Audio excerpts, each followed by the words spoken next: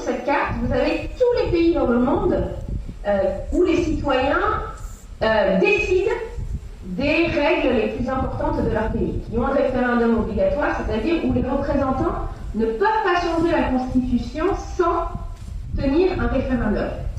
Et là, j'attire votre attention sur la partie un peu droite pour moi de la carte, gauche pour vous. Et bien, c'est la région océanique, en fait, où la Nouvelle-Calédonie est située, où vous voyez plein de points rouges, je vais y revenir, et bien ça, ce sont les États qui décident, où les citoyens ont ce pouvoir-là. Donc, il y a quand même un grand nombre d'États.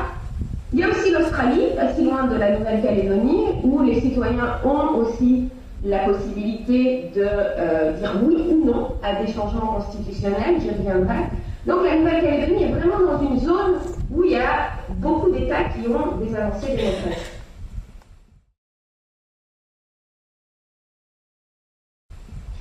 En comparaison, je parlais de la possibilité pour les citoyens de proposer quelque chose, une loi constitutionnelle. Bon, bah là, vous voyez, la carte est moins peuplée, il y a moins de pays, mais quand même, quelques-uns. Parfois des pays dans lesquels c'est très difficile de le faire, si difficile de le faire qu'il n'y a aucun référendum qui s'est tenu. Je pense par exemple aux Philippines, mais aussi au Kenya.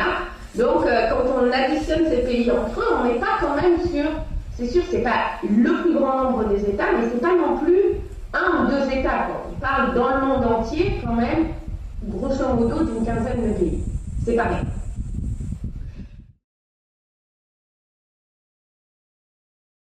Maintenant, la question qu'on peut se poser, c'est est-ce que ça peut fonctionner dans un pays comme la Nouvelle-Calédonie?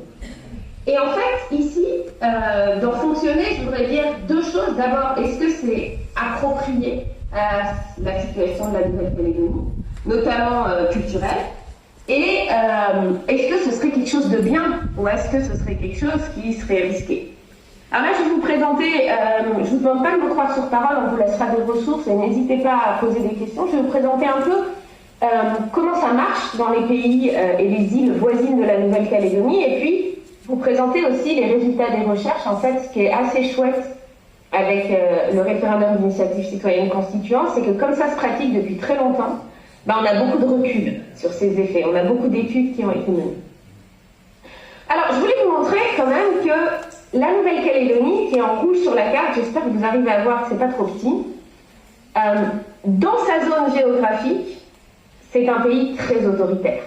C'est-à-dire le système politique français, si on compare aux pays voisins de la Nouvelle-Calédonie, rend la Nouvelle-Calédonie bien plus autoritaire que ses voisins, notamment ses voisins insulaires. J'y reviendrai. Là, vous avez les îles Fidji, par exemple, où les citoyens décident aussi par référendum obligatoire.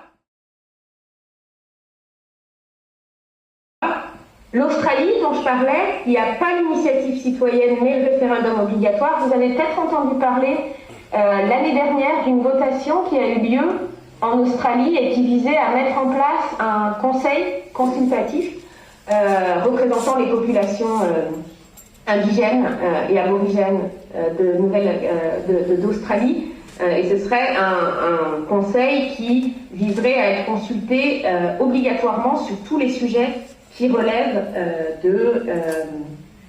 des coutumes, accès à la terre, traditions de ces peuples-là. On y reviendra. J'ai pas mis en vert dans la carte la Nouvelle-Zélande, qui est aussi un pays pas si loin de la Nouvelle-Calédonie, en tout cas moins loin que la France, où aussi là, les citoyens n'ont pas nécessairement ces droits de référendum obligatoire, mais qui est un pays aussi très avancé en termes de protection des droits et depuis très longtemps. Les pays qui disposent de cet outil ont une plus forte protection des droits politiques et civiques, notamment des minorités. On y reviendra là-dessus, c'est-à-dire c'est des pays qui sont très protecteurs des droits de leur minorité, notamment dans leur zone géographique. Souvent on compare par zone géographique parce que les régions changent en fonction les régions et les continents sont divers.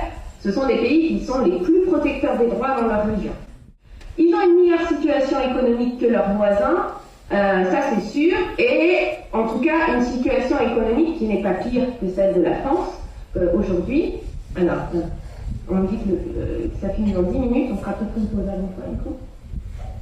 Et je voulais donner l'exemple de l'Uruguay. Souvent on dit ah oui, mais si les citoyens décident, ça va être n'importe quoi, la dette publique va exploser, les gens vont être pas du tout raisonnables. Bon bah l'Uruguay, les citoyens ont le droit de décider directement et les responsables politiques sont au service. Et c'est un pays qui a connu une expansion économique très très forte. Et c'est un des rares pays, par exemple, qui est passé dans le groupe des pays très très prospères. C'est rare de passer d'un niveau de développement moindre à un plus élevé, bah, c'est l'Uruguay.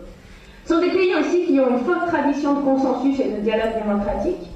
Les peuples voisins de la Nouvelle-Calédonie qui ont réussi quelque chose qui est assez majeur, qui est de combiner des instances de décision traditionnelles, notamment tribales, et des instances type rite constituant.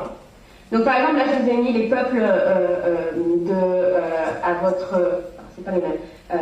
En rouge, là, sur la carte, c'est Micronésie et Île Palau, qui sont les deux pays qui décident aussi par rite constituant. Donc par exemple, dans les îles Palau, la Micronésie ou les îles Marshall, ce sont des endroits où il n'y a pas de parti politique. C'est-à-dire, ça ne veut pas dire, c'est pas parce qu'ils sont interdits, mais c'est on va dire, les nominations à des postes politiques, les candidatures se font sur la base de grandes familles et de grands clans. Et ce sont des pays qui combinent des instances de décision traditionnelles avec un rite constituant, un pouvoir des citoyens. Donc je vous donne l'exemple de Palau. Par exemple, Palau, c'est le conseil des chefs qui joue un rôle de conseil sur tous les enjeux relatifs aux droits traditionnels, qui sont reconnus d'ailleurs dans la Constitution. Et en Micronésie, la Fédération de Micronésie, ce sont toute une série d'îles qui sont relativement éloignées les unes des autres et qui se sont mis ensemble, d'ailleurs par référendum. Et là, au niveau des États fédérés, il y a plusieurs types de reconnaissance aussi, des chefferies traditionnelles et des groupes. Je pourrais vous donner des exemples. Parfois, c'est vraiment rôle de consultation obligatoire, parfois seulement consultatif, mais on a aussi cette combinaison-là. D'ailleurs, la Constitution de la Micronésie a toute une partie qui est sur le droit traditionnel et qui reconnaît par exemple le fait que ces droits-là doivent être protégés et qu'on ne peut pas décider sans l'assentiment des peuples de ces différentes îles sur des questions relatives à, par exemple, le droit foncier, la reconnaissance des traditions, etc. Et les îles Marshall, vous avez peut-être entendu parler du Conseil d'Iroy, qui, lui, a un pouvoir qui est obligatoire, c'est-à-dire il évalue toutes les législations qui affectent les pratiques traditionnelles et les droits fonciers. Le Conseil d'Iroy, c'est un conseil qui représente les chefs traditionnels des États composant les îles Marshall. Pour finir, peut-être pour vous donner un peu envie, voici sur quoi vos voisins ont voté l'année dernière.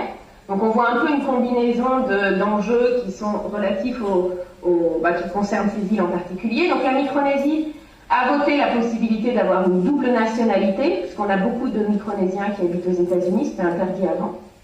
Ils ont inscrit dans la Constitution le droit à un environnement sain, et ça a beaucoup d'impact, notamment sur l'interdiction de certaines pratiques de pêche intensive. Et là, quelque chose qui est très intéressant, ils ont choisi de transférer la moitié des revenus des licences de pêche du gouvernement national aux États.